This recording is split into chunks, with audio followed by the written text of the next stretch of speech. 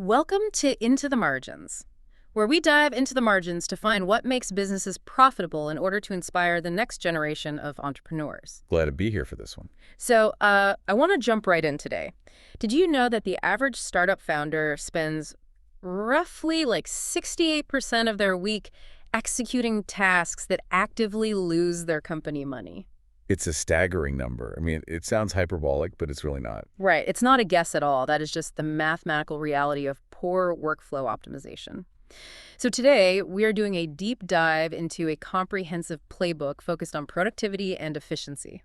And we really need to set the baseline here early. Exactly. I want to establish our baseline immediately because this conversation is not about finding ways to squeeze, 3 more hours of grueling white-knuckled labor out of your already exhausted self. It is the exact opposite, in fact. I mean, the glorification of hustle culture. Sleep when you're dead mentality. Yeah, the idea that whoever sleeps the least wins.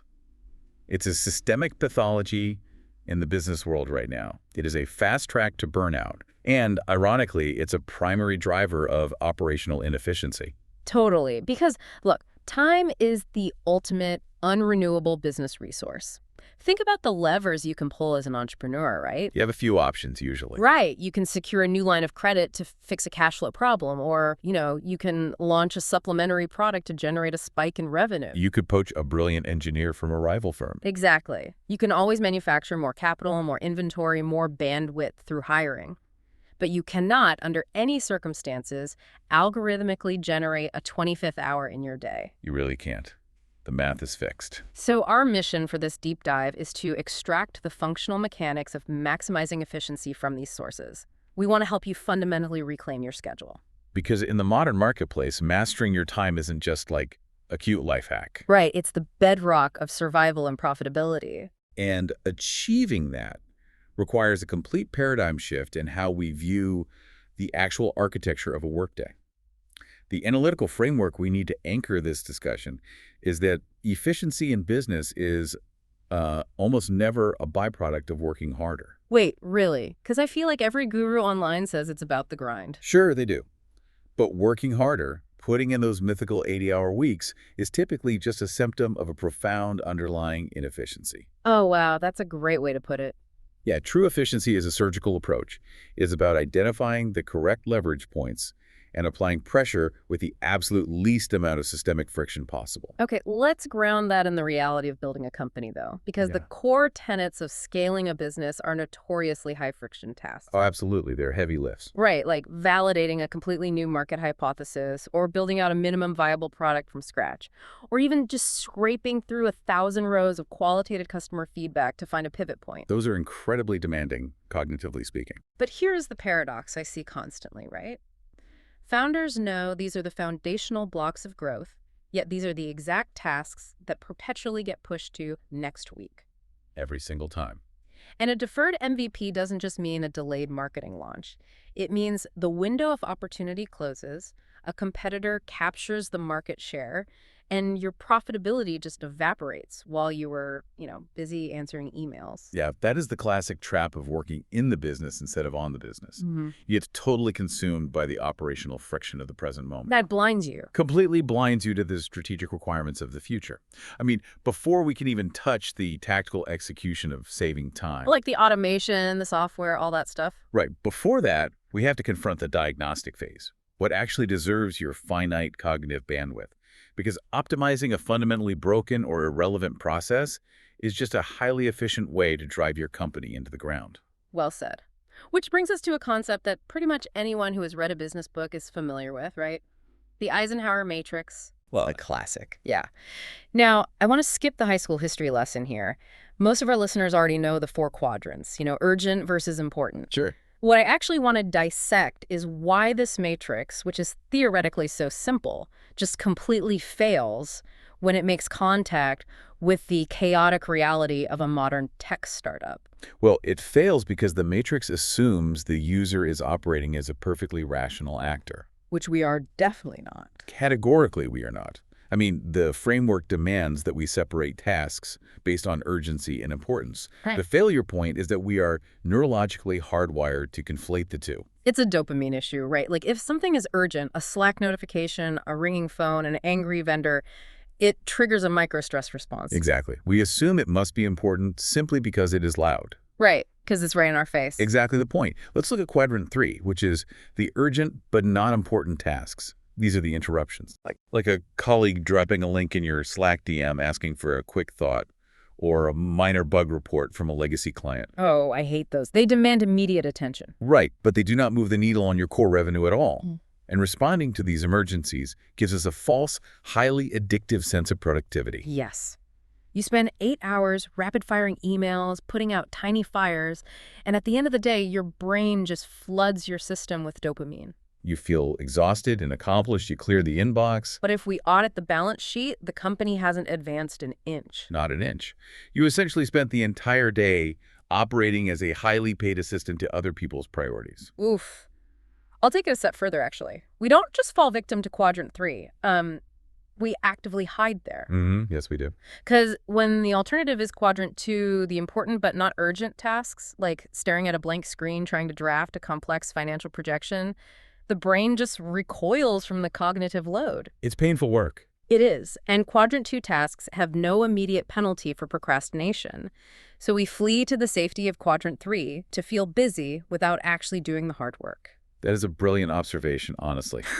Quadrant 2 is the danger zone, precisely because the consequences of ignoring it are invisible in the short term. But terminal in the long term. Exactly. If you don't build your MVP today, the company doesn't collapse at 5:00 p.m. Right. But if you avoid it for 6 months by hiding in your inbox, you go bankrupt. Right. The playbook categorizes the implementation difficulty of this matrix as easy, but notes the primary benefit is better decision-making. I mean, drawing the box is easy. Yeah. Overriding your own neurochemistry to accurately classify tasks is monumental. Okay, let me throw a wrench into the theory here, because theory is clean and entrepreneurship is really messy. Let's use a hospital triage analogy. Okay, I like that. So, you're the triage nurse. A patient walks in with a paper cut, another with a broken arm, and another is in full cardiac arrest. To the hospital administration, obviously, only the cardiac arrest is a quadrant 1 drop everything crisis. But to the guy with the paper cut, or, in our world, the client who forgot how to export a PDF from your software, it feels life-threatening to them. Very true. They're standing at your desk or blowing up your phone, screaming as if it's an arterial bleed. How does an entrepreneur who is sitting right in the blast radius of that panic objectively separate the noise from the signal? See, that is the defining crucible of leadership, and your triage analogy actually holds the answer. Think about it. What prevents a triage nurse from panicking when a patient screams? Training, experience. Protocols. Objective, pre-established criteria designed to evaluate severity, totally independent of emotional input. Oh, that makes sense. An entrepreneur has to engineer those exact same protocols, and critically, you must establish them when you are calm, not when the alarms are blaring. So you have to define the rules of engagement before the battle even starts. Precisely. You need a service-level agreement, either formally with your clients or internally with your team. You ask, does this issue threaten our core revenue? Right. Does it result in a catastrophic data breach? Right. And if the answer is no, it is a quadrant 3 issue. It is urgent to the client, but it's not a structural threat to the business. So what do you do with it? You must have the discipline to route it to a support queue, trigger an automated response, or simply let them wait while you attend to the actual cardiac arrests. Which feels terrible in the moment. It does. But more importantly, you let them wait while you spend time in quadrant 2, engineering a system where clients don't get paper cuts in the first place. Yeah, the differentiator between a CEO scaling a company and a freelancer drowning in client demands is the ability to tolerate the discomfort of letting a minor fire burn while you build a fire engine. Exactly. So assume we've done the architectural work, we have our objective protocols, we know what belongs in quadrant 2, we know what to ignore. The foundation is set. Right, but knowing is only the first 10% of the equation. How do we actually defend the time required to execute this? Cause the source playbook heavily advocates for time blocking. Yes, it does. The underlying premise here is that multitasking is a neurological myth. A complete myth. Time blocking is the practice of dedicating specific, visually fortified chunks of your calendar to a single deep work task. So like mapping out your day in chunks. Right. You block 9:00 a.m. to 11:30 a.m. exclusively for recording the MVP, and you visually lock it into Google Calendar. You are making a binding contract with yourself that your attention is uncompromising for those 2.5 hours. Okay, I aggressively challenge the realism of this for a startup founder. I read this advice constantly, and it just feels like an academic fantasy written by someone who has never actually had payroll due on a Friday. I think you are underestimating the neurological toll of an open schedule, the data on context switching. I'm not disputing the data, right? I'm disputing the reality of the role. Rigid, multi-hour deep work blocks are fantastic if you are a novelist writing in a cabin in the woods. What? But a startup CEO's literal job description is chaos management. If a Tier 1 investor calls at 9:30 a.m. to discuss a term sheet, or your primary payment gateway crashes and revenue goes to zero, or your lead engineer threatens to quit, you don't just point to a do not disturb block on your calendar and say, check back at 11:31. Okay, but Extreme rigidity kills agility. You have to be agile. you are conflating agility with reactivity. Yeah. And if you allow your schedule to be entirely dictated by the external environment, But the external environment is what pays the bills. The market dictates the terms. Listen, without a baseline of rigidity, you just become a reactive employee in your own company. Right. You are just the highest paid firefighter. You can't lead the company if the building burns down while you're in a deep work session. You have to drop the blueprint and grab the extinguisher. Yes, but a payment gateway crashing is a quadrant 1 existential crisis. Of course, you interrupt the block for that. Okay, well. But an investor calling, let it go to voicemail. Call them back at 11:35 a.m. The pathological issue here is that founders treat everything like a payment gateway crash. Ooh. They use the excuse of startup agility to justify their own lack of executive discipline. They are addicted to the chaos because the adrenaline feels productive. If you don't fiercely, aggressively protect those important but not urgent blocks to design a better payment architecture, you will be manually restarting servers and putting out fires until you burn out entirely. You will only ever maintain the business at its current panic-driven level. Okay, I see the trap. It's a very common trap. We use the possibility of a catastrophic crisis as an excuse to leave our schedules completely open to all minor interruptions. Exactly. We tell ourselves we are being agile founders, but really we're just avoiding the hard, solitary work of quadrant 2. You leave the front door wide open, hoping a massive opportunity walks in. But mostly you just let in stray dogs, wind, and distractions. Man, that is a sobering realization. Yeah. So how do we bridge this gap? We clearly need a resolution between the necessity of deep focus and the reality of genuine business emergencies. We do. How do we maintain structure without becoming so brittle that the framework just shatters when reality hits? We reframe the psychology of the time block. It is not a prison sentence. It is a budget. Specifically, a budget for your cognitive attention. Oh, I like that. A budget. Think about how you handle a financial budget. If you allocate $20,000 for Q3 marketing and suddenly the roof of your distribution warehouse caves in, you immediately reallocate those funds to fix the roof. Right. You don't stand in the rain saying, sorry, the spreadsheet says we have to spend this on Facebook ads. Exactly. You adapt dynamically, but you adapt from a baseline of structure rather than just throwing cash out the window all year. That makes a lot of sense. If a true quadrant 1 emergency like the server crash hits during a deep work block, you handle the emergency. But the time block ensures that your default operational state is focused progress, not chaotic reactivity. Right. The source material lists time blocking as a medium difficulty implementation, and this tension we just debated is exactly why. Drawing the block on a calendar is easy. Having the emotional fortitude to defend it against a ringing phone, to differentiate the stray dog from the opportunity, is incredibly difficult. It's a budget for your attention. I really love that framework. You plan the work, you defend the work, but you maintain the executive authority to break the glass in case of a true emergency. Precisely. But let's move inside the block itself for a minute. Let's say you've successfully defended the gates. The phone is on silent, the door is closed, the 2 hours are yours. Now you face the internal enemy, right? Cognitive endurance. Oh yeah, that's the real battle. How do you sustain focus for that long without your brain just turning to static? This transitions us into micro-pacing and cognitive preservation. The playbook highlights 2 specific methods, the Pomodoro technique and batching. Okay, so I want to push past the basic definition of Pomodoro. We all know the concept. Work for 25 minutes, take a 5-minute break. People buy the little tomato-shaped timers. Sure. But why does this specific cadence matter? What is actually happening in the brain when we force a pause? It comes down to ultradian rhythms and the metabolic limits of the human brain. I mean, we are not machines. We operate in biological cycles. Right. When you engage in deep quadrant 2 work like writing complex code or modeling financial forecasts, your brain is operating in a high-frequency beta wave state.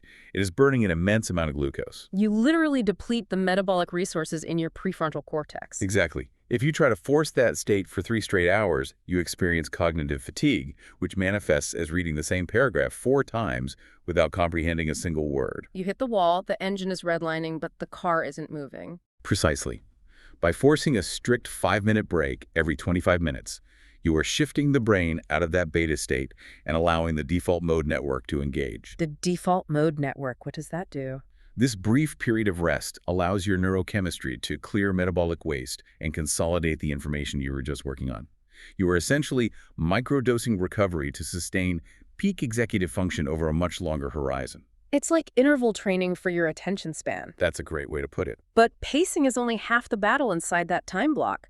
The nature of the tasks we execute is equally critical, which brings us to batching. Grouping similar tasks together to execute sequentially. Exactly.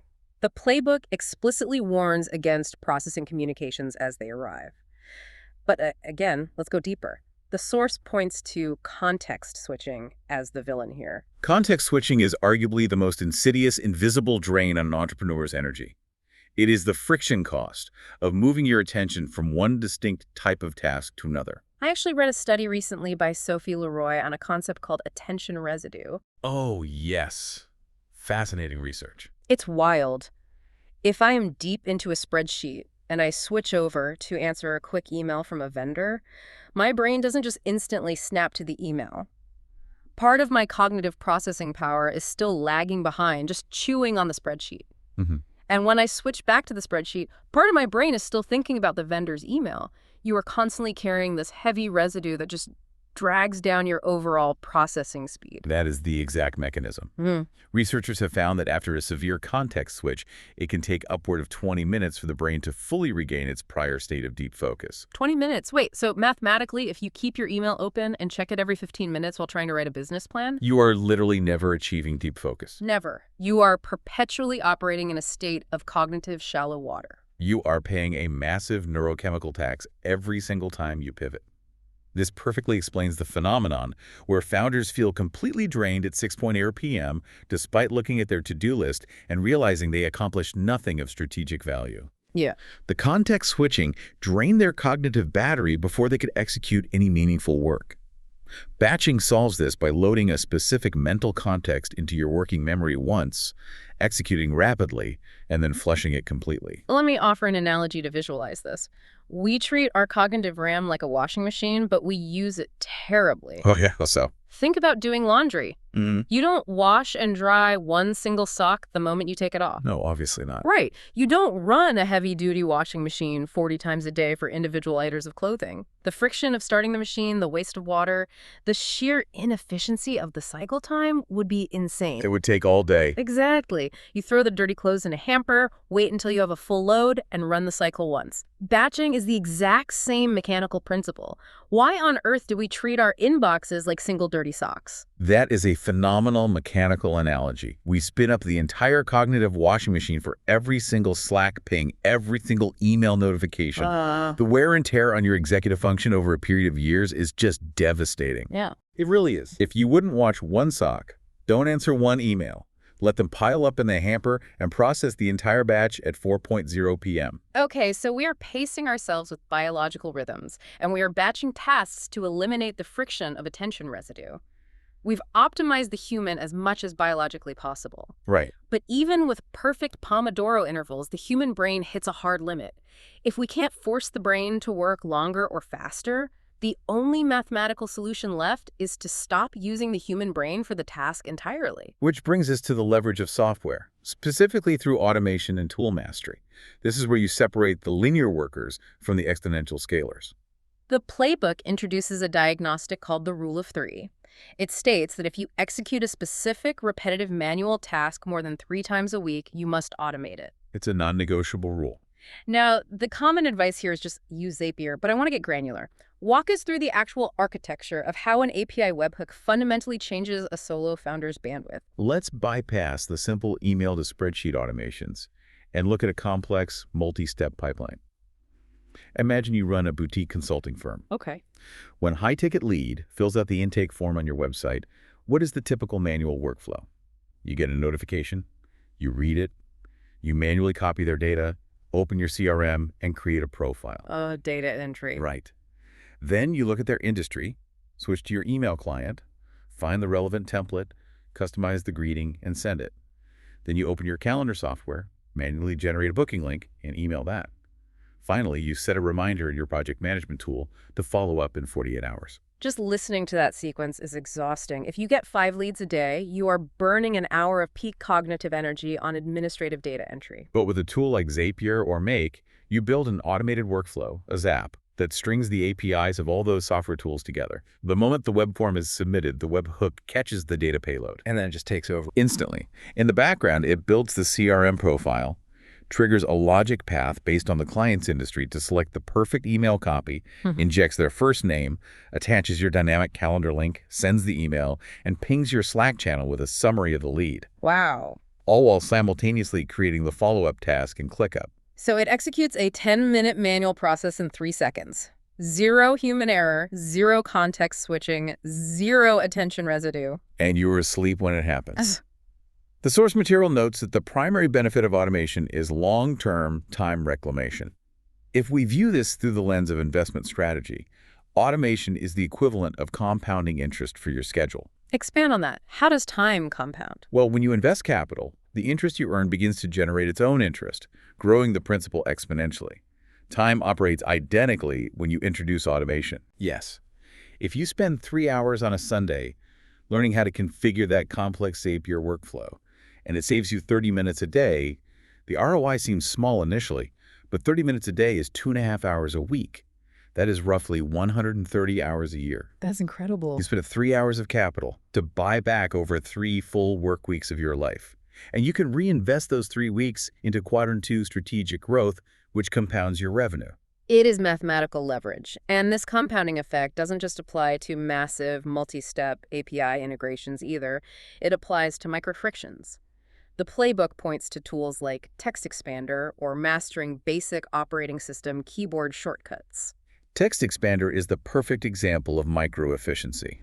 You create a shortcode, say, onboard, and the software instantly expands it into a 4-paragraph onboarding email with placeholder fields for variables. People scoff at this, though. They say, I type fast, I'm only saving 10 seconds. But again, it's not just about the literal seconds saved. It's about preserving cognitive RAM. Every time you have to recall exactly how you phrase that complex policy explanation, you are burning glucose.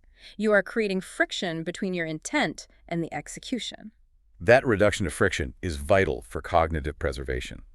And the ultimate friction reduction strategy the playbook emphasizes is externalizing your memory into project management software, keeping tasks out of your head.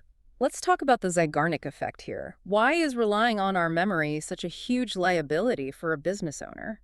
The Zeigarnik effect is a psychological phenomenon demonstrating that the human brain remembers uncompleted or interrupted tasks significantly better than completed ones. Right. When you keep your to-do list in your head, when you think, I need to remember to send that invoice tomorrow, your brain holds that task in your working memory. It's the mental equivalent of leaving 30 tabs open on your web browser. It drains the system resources. It's that low-level anxiety that spikes at 11:00 p.m. when you're trying to fall asleep and your brain suddenly screams, did you email the accountant? Exactly. You are choosing to operate your brain as a hard drive, a storage device instead of processor. You want your brain synthesizing new market strategies, not storing a list of administrative chores. Yeah. By externalizing those open loops into a trusted automated system like Trello, Asana, or ClickUp, you tell your brain it can stop tracking the item. You close the loop. You free up the RAM. So let me ask you, the listener, a direct question. What is the one repetitive, mind-numbing task you executed this morning that a piece of software could have handled while you drank your coffee? A great question. What open loop are you holding onto right now that is causing you subconscious anxiety? Because if you are storing data in your head instead of a system, you are the bottleneck to your own company's scale. We have built a formidable architecture so far. We use the Eisenhower matrix to isolate the right work. We built a time block budget to defend our focus. We paced our biology with Pomodoro, batched our context switches, and outsourced the manual friction to APIs. It's a solid system. But all of this internal optimization is useless if you leave the drawbridge down and let external forces hijack your calendar. Oh, man. This is where we pivot from internal discipline to external defense.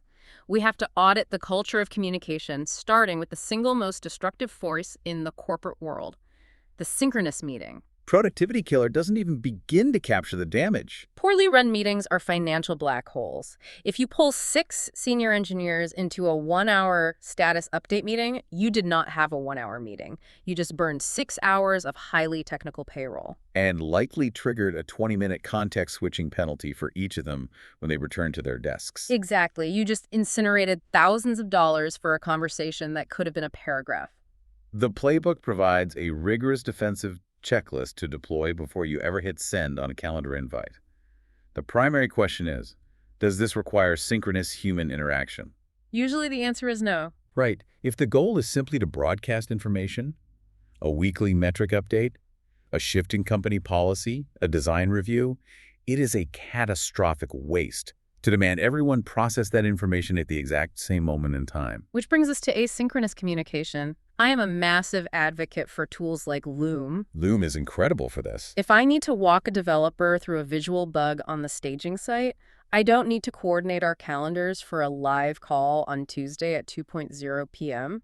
I record a 3-minute screen capture video on Loom explaining the issue while showing my cursor. So simple. I drop the link in Slack. They watch it at 1.5x speed whenever they hit a natural break in their own batch processing schedule. But implementing asynchronous communication requires a fundamental shift in management psychology. A reliance on constant synchronous meetings is very rarely about actual collaboration. It is almost always a symptom of a low-trust culture and micromanagement. Yep. The manager uses the live meeting as a surveillance mechanism to ensure people are working and paying attention to them. That is a harsh but incredibly accurate diagnosis. If you require people to nod at you on a Zoom screen to feel like a leader, you aren't leading. If you hire competent adults and measure their performance by the output of their work rather than the visibility of their presence, the necessity of synchronous meetings drops by 80%. However, there are times when live, synchronous collaboration is mandatory. Brainstorming a pivot, navigating a complex interpersonal conflict, or making a high-stakes strategic decision. True. When a meeting is unavoidable, the playbook demands a strict framework, a distributed agenda, and Parkinson's law applied to the time limit. Parkinson's law states that work expands to fill the time allotted for its completion. If you schedule a meeting for 60 minutes out of habit, it will absolutely take 60 minutes. Without fail. People will arrive late, make small talk, meander off topic, and repeat themselves to sound engaged. If you enforce a strict, hard-stop 15-minute limit, the urgency violently strips away the bloat. Attendees arrive having read the brief.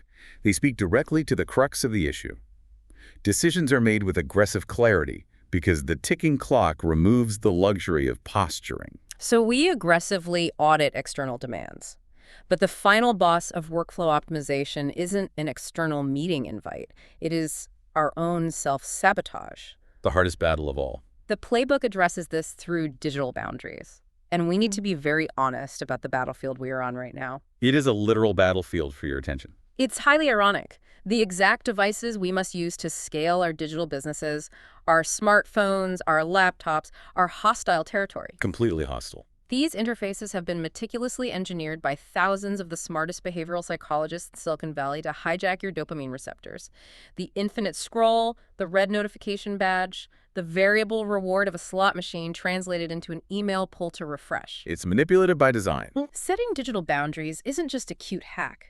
It is a defensive posture against an attention economy that views your cognitive focus as its raw material. You are going to war for control of your own prefrontal cortex. The platforms view your attention as inventory to be harvested and sold to advertisers. You need that exact same attention to build your business. It is a zero-sum game. You cannot win on willpower alone, which is why the playbook recommends algorithmic defense, specifically highlighting tools like Rescue Time. Let's break down the behavioral psychology of a tool like Rescue Time. It runs silently in the background of your operating system, tracking every millisecond you spend on every application and website, and it categorizes it. Why is that specific data gathering so crucial? Because human beings are notoriously, almost delusionally bad at estimating their own behavior. A founder will swear to you they work 60-hour weeks and just don't have the bandwidth to build their MVP. Right. Rescue Time provides an objective, unfeeling audit. It acts as a harsh mirror. At the end of the week, the report arrives and shows they spent 11 hours in their email client, 7 hours on Twitter, and 4 hours reading tech news. There's a concept in behavioral economics called the ostrich effect, the tendency to actively avoid negative financial information to protect our ego. Founders do the exact same thing with their time. Absolutely. We avoid looking at our screen time reports because the cognitive dissonance of realizing we spent the equivalent of a part-time job doom scrolling while simultaneously claiming we are too busy to strategize is deeply painful. Rescue Time forces you to pull your head out of the sand. It shatters the denial. You cannot plug a hole in the hull of your ship if you refuse to go below deck and look at the water rushing in. Exactly. Once you confront the data, once you see the empirical proof that quadrant 4 distractions are eating 30% of your available bandwidth, you can finally deploy interventions with actual conviction. And what do those look like? You install website blockers, you delete social apps from your phone, and you enforce your do not disturb time blocks because you finally respect the devastating mathematical cost of your own distraction. It is about bringing aggressive awareness to the unconscious habits that bleed our profitability dry. We have covered a massive expanse of operational territory today, moving from the high-level philosophy of prioritization all the way down to the granular configuration of APIs. Let's synthesize the architecture we've built. If we distill the overarching thesis from the source material, it resolves to this absolute truth. Efficiency is not about maximizing the volume of your output.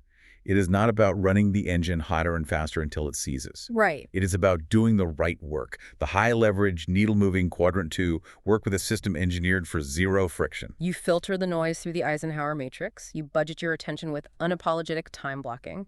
You respect your biology by pacing with Pomodoro and batching. You compound your time by outsourcing repetitive friction to Zapier and externalizing your working memory to software. And you fiercely defend the perimeter by auditing synchronous meetings and deploying strict digital boundaries against the attention economy. And the most critical advice for anyone listening to this deep dive: do not attempt to implement this entire architecture tomorrow morning. Oh yeah, that's a recipe for disaster. If you try to overhaul your entire operational life overnight, the cognitive load will break you, and you will revert to your old habits within 3 days. Choose one single technique. Master batching your email for 2 weeks until it requires zero willpower. Once it is a baseline habit, layer on the next brick. You build the fortress one brick at a time. Now, everything we explored today focused entirely on the individual, optimizing your personal output. But the playbook does nod to the ultimate final frontier of time leverage, which is the bridge from personal productivity to scalable leadership. Yes, the inescapable reality is that even the most perfectly optimized, automated, highly focused individual has a biological ceiling. You cannot scale a global enterprise alone. You need a team. The ultimate hack to reclaim time is to build an elite, highly competent team to whom you can delegate. When you have personnel you trust implicitly, you can offload the entirety of Quadrant 3, allowing the founder to reside exclusively in the visionary space of Quadrant 2. But the mechanics of hiring, training, and retaining that talent is an entirely different operational discipline. It really is. We will absolutely dedicate a future conversation to the architecture of building that team. But for right now, the mandate is to master your own domain. If you cannot govern your own schedule, you have no business trying to govern a staff. Stop reacting to the loudest noise and start engineering your day. If you want to read more, check out our blog at intothemargins.com/playbook. Before we close, I want to leave you with a final, somewhat uncomfortable provocation to mull over. We just spent an hour arming you with the strategies to optimize, automate, and ruthlessly protect your schedule. If you execute even half of what we discussed, you are going to claw back 10, maybe 15 hours of your week. But you have to ask yourself, what are you actually planning to do with the vacuum you just created? Ooh, that is the existential trap of productivity, isn't it? It absolutely is. Nature abhors a vacuum. If you automate your workflows and reclaim 10 hours, but you lack a clear, ambitious Quadrant 2 vision for your life and your business, you will subconsciously fill those saved hours with more trivial friction. So true. You will just use your newfound efficiency to clear your inbox twice as fast, just so you can start refreshing it again. If you use your save time merely to invent more shallow work, you haven't mastered efficiency. You have just bought a faster hamster wheel. You must decide what the time is for before you go to war to save it. A brilliant and sobering final thought. Don't just run faster. Know exactly what destination you're running toward. Until next time, stay focused, build the system, and keep diving into those margins.